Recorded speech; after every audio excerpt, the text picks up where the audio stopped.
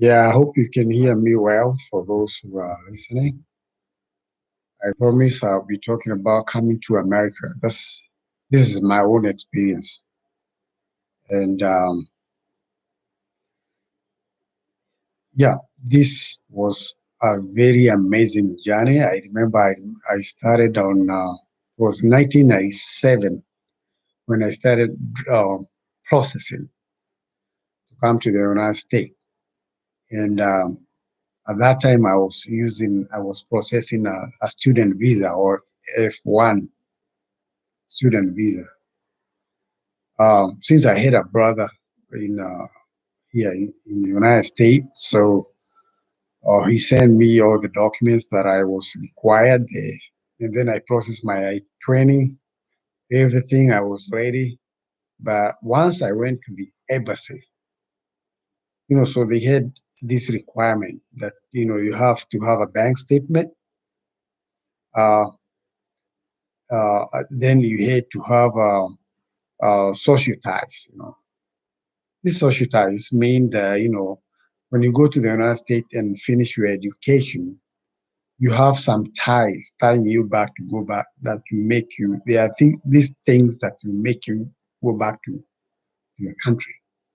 In my case, uh, was Kenya. So, and then you also had to qualify, academically. You have to be at least a Form 4 leaver. And I think I satisfied all those requirements at that time. But once I headed to the embassy, I remember that embassy, that's the one which was next to Cooperative. Those who know very well, the one which was bombed in 1998. So back in 1997, that's where I went for my first visa interview. It was very interesting, but I know this was my first time to go to the U.S. embassy, and you can tell, as everybody would imagine, I had all the butterflies in my stomach. I was fearing that, I would be denied visa or I'll get it. I was not certain, or I was not very certain about whether I will get the visa. And once I get there, with my nervousness, the anxiety, I was denied. And they didn't have a very concrete reason why they denied me a visa. So I had to go back home, and then, they gave you that form, and then they had to check one of the box that they say, uh, I didn't, they had insufficient information about my application. So with that, it was not very specific. So I didn't know very well what to go and fix or to do collection on that. So before I go back to the embassy again. But I stayed like one more year, 1999. Then I went back to the embassy. By that time, the embassy was bombed. That embassy, the first US embassy that was next to Cooperative Bank, I think it was bombed that time. Then I had to go to Mombasa Road. Mombasa Road, they had a very big, it used to be like a big mansion. So I went in there. I had a very good bank statement too. I had to up my game that time. So I went in there and, I waited. I think I was a little not too nervous as like the first time I went. And this time I had gained some confidence, you know, since it was my second time. I think I was a little more confident. And the problems too, I was overconfident that, I'll get my visa. But due to, unknown reason, they denied me a visa again, that time again. Oh my Lord, I had to go back home. And, so I didn't know what to do. But I kind of lost hope for the first time. And so I had to go back to my normal businesses. But I thought another time I need to go back, and you keep trying, the minute, and that's why on this video, I think is on this presentation, I want if you have a dream of coming to the US or going to any other country abroad, I'm requesting you not to give up. Don't give up. Don't give up. And I always say, if people could do it, why not me? So don't do it. It don't matter. You fail, you keep going down, you need to come up again, don't just stay on the ground. So that's what I said, man. When I went and stayed for a little while, I think it took like 6 months. I had to go back. And this time I was going to they had already changed the embassy to Westrat. I think it was next to, it was in the Westrat. I don't remember the specific. I think it's Giggly. That's where I went for my that interview again.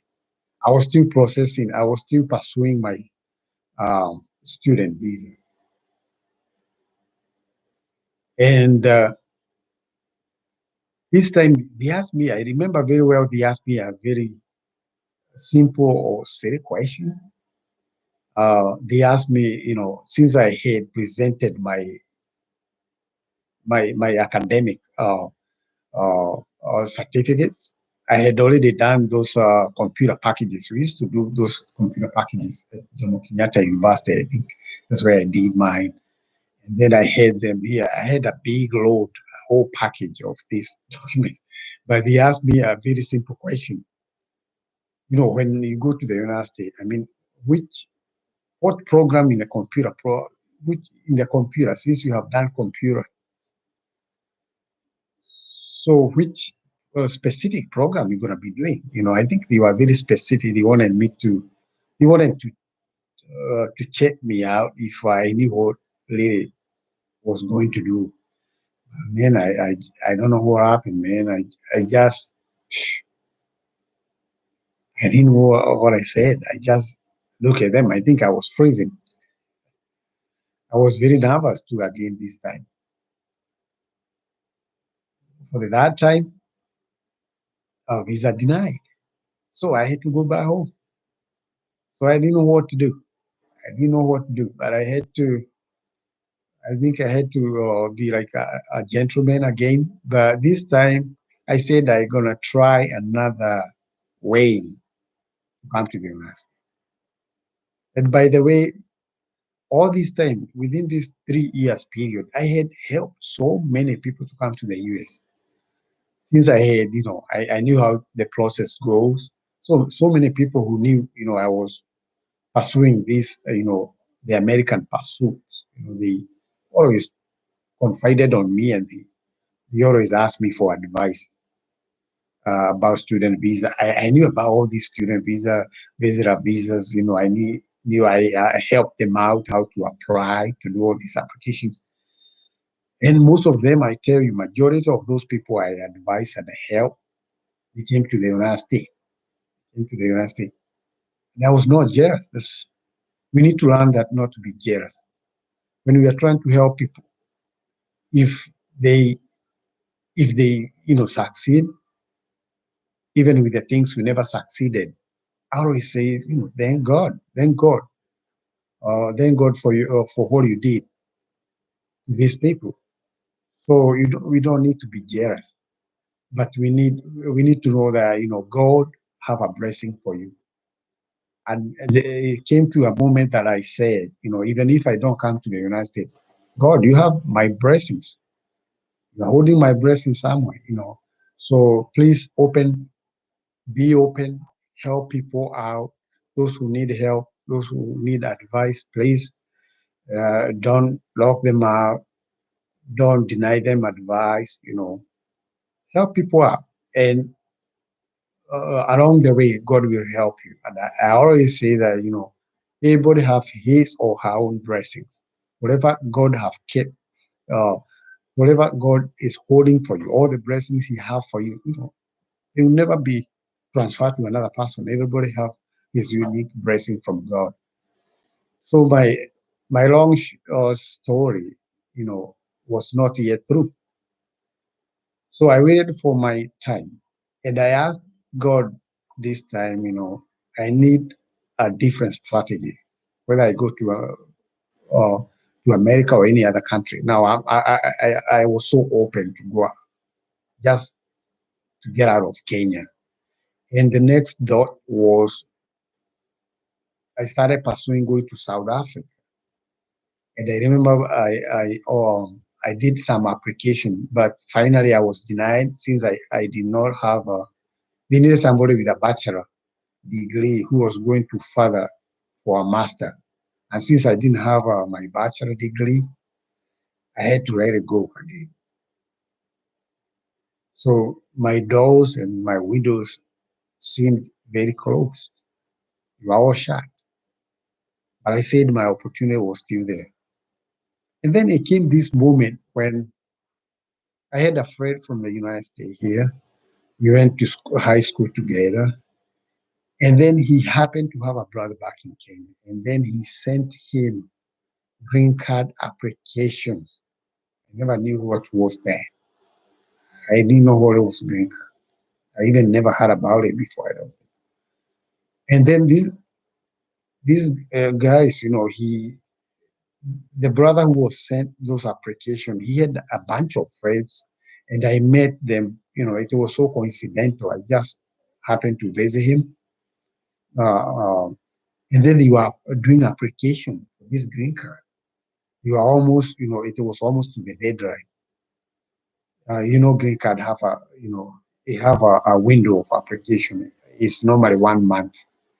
And these guys, I think they were hustling for the last 1 week before the green card application was closed.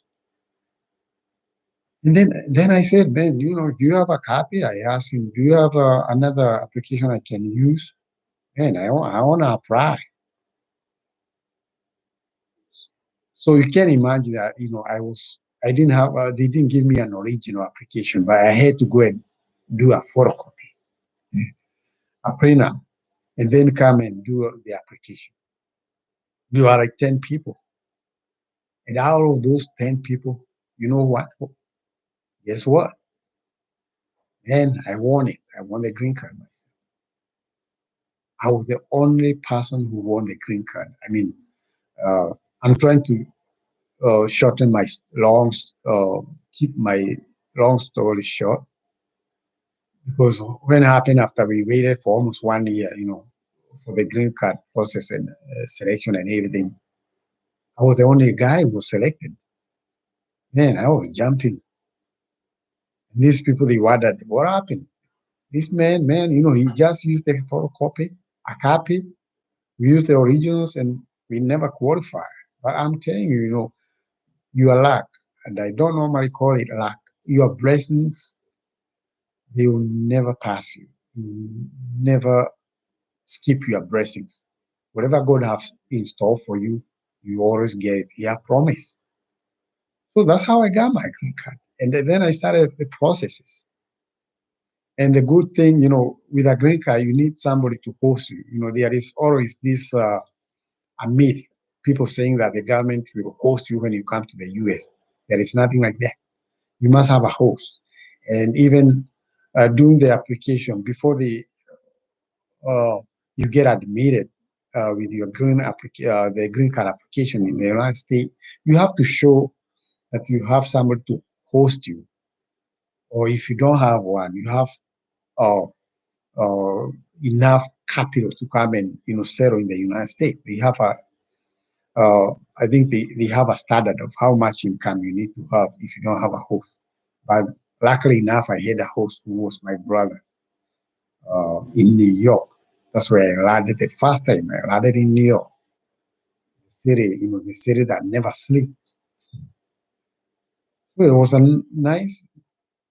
That's why I said thank you, God, because the prayer I have been praying all along, helping people all along. That God have said, God always say that, the time will never pass you. Your blessing will come on the fullness of time. everything, we need to always believe in God, because He always, when we think, we as human, when we think things are late, God have the fullness of time. There is always a fullness of time. Just be patient and you get it. And that's what happened. So I ended up in the United States. And that's what the year 2000. And uh, if some of you can remember that the year, the 2000, that, there was this gimmick story, that, the computer was shutting down, the computer system. In fact, I was praying God when I got my green card. I said, I hope they will not shut down before I get to the United States. But they never shut down. I think it was just, a pure lie, or some gimmicks. That's how I did to the United States. Here I am now. My family, I have a family of 4. God is so gracious. So I'm so humbled, privileged to be in this country. And for those who are aspiring to come to this country, I think the green card applications, um, they are normally at the end of October, the month of October, the last week of October, or if not so, it's normally the first week of November. That's when the application is. And then you are given a window of 1 month to do application, and to mail all your application by within that. There is a deadline. So it's within a month. They give you a whole month. So you do your application and make sure you mail by the deadline, whatever date they have given you. So, and the other thing about green card, I'm warning you, please don't use brokers. Don't use brokers. We have so many brokers. If you visit the newspaper, I used to see those on and it was on the first pages. I think it was third or fourth page of Daily Nation or Standard. They used to advertise for green card application. But the funny thing is, all those if you check those advertisements, the address are very different. Some of them are Washington D.C., Georgia, all the states of the United States. But we only have one green card address, one mailing address, which is in Kentucky. So if you see any other advertisement and then they are charging you, please leave it alone. Just wait. Be patient. Wait between the October and November. That's where normally. I think I'll be posting on my video. I'll post down on my page, and if you have questions, please be free to ask. If you have any comment, please, comment down on my page. And if you have anything, if you like my video, if you like my little story, it may not be very interesting, but that little story, give me a thumbs up or like it on my page. And please, I'm humbly requesting that after you watch this video, please subscribe. Subscribe, please. Subscription is free. Subscribing is free. Please subscribe online, then you can enjoy my videos and subscribe. Why? So that you cannot be missing out on the videos I'll be uploading or the one I'll be streaming. Please, let's support each other, my friend. And if you have a YouTube channel or you have any other, I don't mind. You can post your business down there. Me, I'll support. I'll support you. So with that, a little story. If you have any question, please ask me. Any comment, if you want, thumbs up on my page. And please subscribe, my friend. Until further notice, my friend. Till next time, ciao. Good night. Have a nice day, those who are in Kenya. And may God bless you. Thank you so much. See you later.